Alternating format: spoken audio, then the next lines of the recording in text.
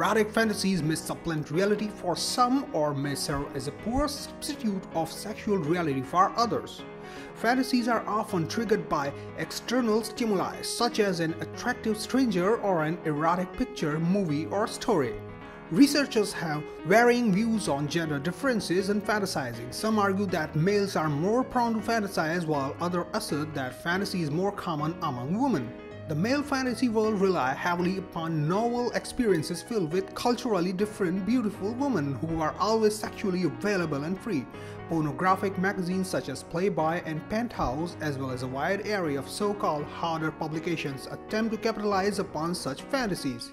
Men and women have equal amounts of fantasizing, with 2/3 fantasize about their partner. Men reported less of a tendency of fantasize about their partner, about 50%, compared to women, which is 83%. However, the content of their fantasies did differ.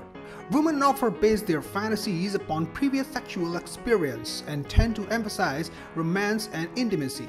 56% of women and 61% of men have sexual fantasies about getting it on with coworkers in their office.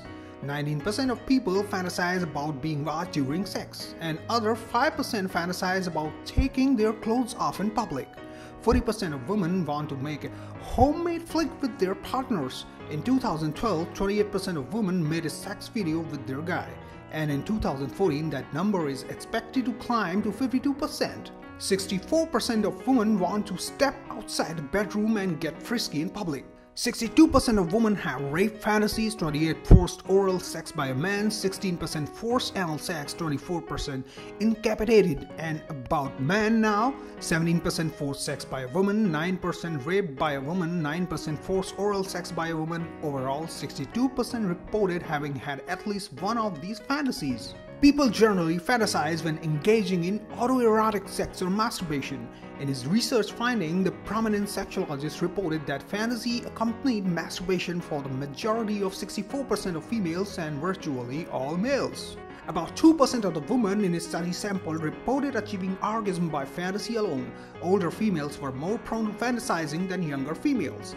Some people, particularly but not solely those who from rural areas, have fantasizing about sexual contact with animals. While fantasy may enhance actual sexual practices, it's that a fantasizing behavior represents an unconscious desire.